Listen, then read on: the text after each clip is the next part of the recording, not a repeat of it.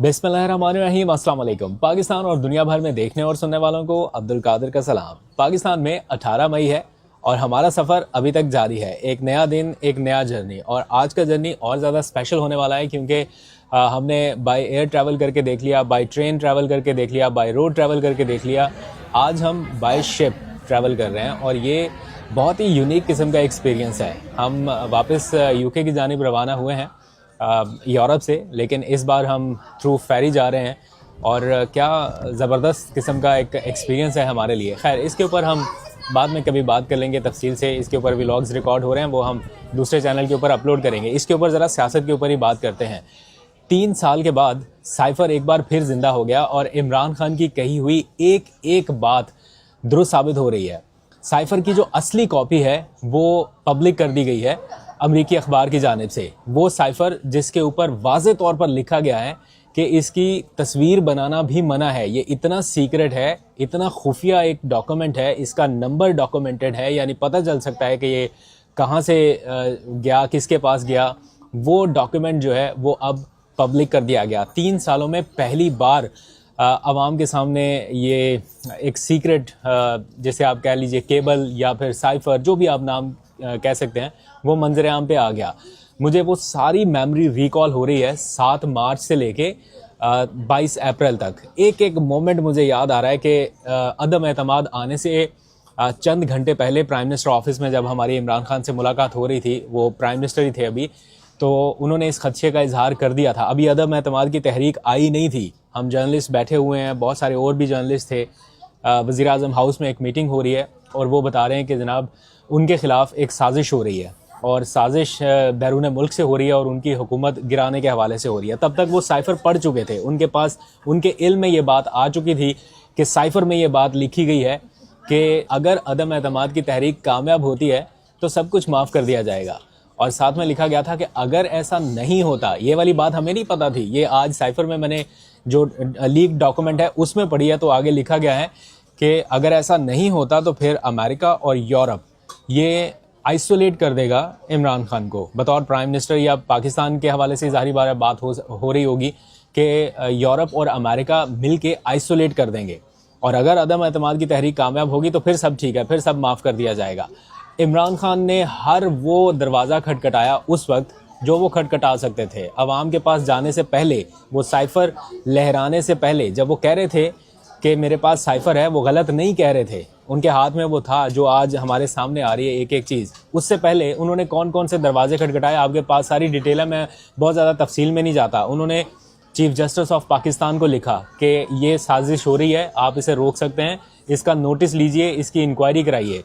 इसके बाद उन्होंने कौमी सलामती कमेटी का इजलास बुलाया। उस कौमी सलामती कमेटी के इजलास में वो साइफ़र रखा जिसमें कहा गया था कि साजिश नहीं हुई, मुदाखलत हुई है, और फिर वो उसके ऊपर डिमार्च वगैरह करने का फैसला किया गया। सिर्फ यही नहीं, इमरान खान ने इसको पार्लियामान में ले जाने का फैसला किया कि पार्लियामेंट में on the floor in camera session बुला के तमाम अपोजिशन जमातों को दिखाया जाए कि आप जो अदम एतमाद की तहरीक ला रहे हैं उसके पीछे कहीं ये तो नहीं, आप जाने अनजाने में इसका हिस्सा तो नहीं बन रहे इस साजिश का, क्योंकि कुछ लोग तो उसमें इन्वॉल्व हो सकते हैं, सारे तो नहीं हो सकते। तो अगर सबको बताया जाए कि ये एक साजिश हो रही है तो शायद हो सकता है कुछ लोग बैक ऑफ कर जाएं या उनकी आंखें खुलें, वो समझे कि नहीं, हमें इसका हिस्सा नहीं बनना चाहिए। लेकिन अपोजिशन ने उसका बायकॉट कर दिया और कोई भी अपोजिशन रहनुमा उस इजलास में नहीं गया जहां पर इस बारे में ब्रीफिंग दी जानी थी। फिर आखिर में इमरान खान ने जर्नलिस्ट को बुलाया, उनको बताया कि ये मेरे साथ सारा कुछ हो रहा है, हमारे मुल्क के साथ ये सारा कुछ हो रहा है। लेकिन जर्नलिस्ट उस वक्त बेबस थे, वो कर कुछ नहीं सकते थे सिवाय इसके कि वो खबर लगा सकते या टेलीविज़न पर दिखा सकते। अरशद शरीफ की स्टोरी पूरी आपके सामने है, और भी बहुत सारे लोगों ने उस वक्त इसके ऊपर बात की। लेकिन at the and Imran Khan को जाना पड़ा पब्लिक के पास। उस वक्त उन्होंने वो 27 मार्च का इस्लामाबाद का जलसा मुनक्कद करने का फ़ैसला किया और पूरे पाकिस्तान से लोगों को बुलाया कि सारे पहुँचे, जो जो जहाँ पर है, मैं ये मुकदमा अपनी आवाम के सामने रखूँगा। और उस वक्त फिर उन्होंने वो साइफ़र लहरा के बताया था कि मैं गलत नहीं कह रहा। कोई उनकी बात मानने के लिए तैयार नहीं था। लोग क्या कह रहे थे कि ये सब ड्रामा है, कोई कह रहा था कि ये अपनी तरफ से लिखा गया है। मुझे आज भी वो उन पॉलिटिशियंस के बयानात याद हैं जो कह रहे थे कि ये कोई साइफ़र नहीं है, ये सारा ड्रामा है, अगर होता तो मंजर आम पे आ जाता। अगर वो उस टाइम मंजर आम पे ले आते तो वो क्लासीफाइड डॉक्यूमेंट था, यानी वो उसके पब्लिक कर ही नहीं सकते थे। और इसी की मजबूरी का नाजायज़ फ़ायदा उठाया सब ने और कहा कि डॉक्यूमेंट है ही नहीं। कुछ जर्नलिस्ट ने मजाक उड़ाया, उन्होंने कहा हाँ हमारे पास भी है। मौलाना फजलुर रहमान से लेके शाहिद खाकान अब्बासी से लेके आज ये सारे लोग जो मुतासिर हैं इस सारे मामले के, खुद जो उस टाइम लीड कर रहे थे, आज वो सारे के सारे मुतासरीन की फहरिस्त में शामिल होके इस हुकूमत को तो बुरा भला कह रहे हैं। लेकिन उस टाइम जब इमरान खान वार्न कर रहे थे सबको, तब कोई नहीं मान रहा था। बिलावल से लेके मरियम से लेके सब ने कहा कि नहीं ये ऐसा कुछ है ही नहीं। जर्नलिस्ट ने मजाक उड़ाया, उन्होंने कहा कि वो, किसी ने कहा कि येलो कलर का नहीं है, किसी ने कहा कि मेरे पास भी है, मैंने भी देखा है, हालांकि ये डॉक्यूमेंट आज से पहले हमने कहीं देखा ही नहीं। और शहबाज शरीफ ने बतौर वज़ीर आज़म, जब वो वज़ीर आज़म बन गए, ऐवान में खड़े होकर उन्होंने कहा कि अगर साइफर हुआ या अगर ये हकीकत हुई तो मैं इमरान खान के साथ बैठने के लिए तैयार हूँ, मैं उनके साथ बैठूंगा। ये कहा था उन्होंने, ऑन रिकॉर्ड है।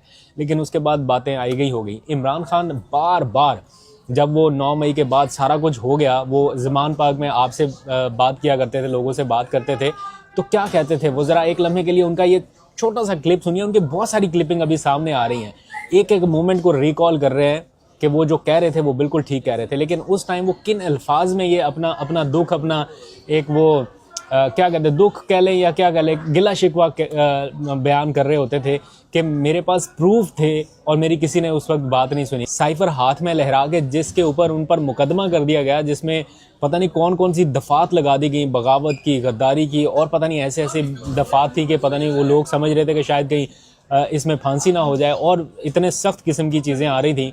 वो केस तो ख़त्म हो गया, लेकिन आज इमरान खान विंडिकेटेड है। वो जब उन्होंने साइफर हाथ में पकड़ के कहा था कि मैं झूठ नहीं कह रहा या मैं गलत नहीं कह रहा, मेरे पास इसके प्रूफ हैं, उस टाइम उनकी जो आवाज़ भर्राई हुई थी, आपने शायद सुनी हो कभी या आपको महसूस हुआ होगा कि उस टाइम मैंने इमरान खान को जितना जज्बाती उस टाइम देखा, शायद पहले कभी नहीं देखा था। कुछ लोग कहते हैं कि उन्हें यह पैगाम भेजा गया था कि ये साइफर पब्लिक ना किया जाए वरना आपके खिलाफ कार्रवाई हो सकती है। तो इमरान खान ने इंतहाई मोहतात अंदाज में उस कार्रवाई से बचने के लिए या हर कॉम्प्लिकेशन से बचने के लिए पहली मर्तबा लिखी हुई तकरीर की थी। साइफर के हवाले से वो इतना मोहतात थे कि कोई एक लफ्ज़ भी ऐसा ना मैं कह दूं जो ऐसा समझा जाए कि मैंने सीक्रेट एक्ट की कोई खिलाफ वर्जी कर दिया। तो वो लिख के फॉरेन ऑफिस के लोगों की इन्वॉल्वमेंट के साथ, शाह महमूद कुरैशी के इन्वॉल्वमेंट के साथ वो लाइनें लिख के लेके आया। और आपने कभी देखा होगा जब वो साइफर निकाल के बात कर रहे थे तो वो एक एक लफ्ज़ पढ़ रहे थे, ऐनक लगा के पढ़ रहे थे, और वो बता रहे थे कि मैं झूठ नहीं कह रहा। आज इमरान खान जेल में बैठे हुए हैं, उन्हें जब ये पता चलेगा कि ये चीज़, ये हकीकत दुनिया के सामने आ गई है, उनके लोगों के सामने आ गई है, अवाम के सामने आ गई है, तो शायद वो थोड़ा रिलैक्स फील करेंगे। जो मैं कहता था वो सच था। और वो हमेशा एक बात कहते हैं कि सच कभी छुपता नहीं है, सच सामने आगे रहता है, और ये सामने आना ही था। जब ये हुआ मैं कहता गया, मैंने सारों को कहा कि इतना बड़ा जुल्म हो रहा है तो इसके ऊपर इंक्वायरी हो। मैंने चीफ जस्टिस साहब को मैंने वो साइफर भेजा कि जी इसके ऊपर इंक्वायरी करवाएं। नेशनल सिक्योरिटी काउंसिल के सामने रखा, नेशनल सिक्योरिटी काउंसिल के सामने 30 मार्च को मैंने रखा कि जी ये है, सारे आर्मी चीफ्स बैठे हुए थे, सर्विस चीफ्स बैठे हुए थे, सबके सामने रखा कि ये उसने लिखा है। उन्होंने कहा जी हाँ, मुदाखलत तो हुई है, तनकीद की, अमेरिका को प्रोटेस्ट भी किया नेशनल सिक्योरिटी काउंसिल ने 30 मार्च को। मैंने पार्लियामेंट में लेके गया कि इन कैमरा मीटिंग करवाई, मैंने कहा इनके सामने रखो। ऑपोजिशन को लीडर ही नहीं आया उस मीटिंग पे।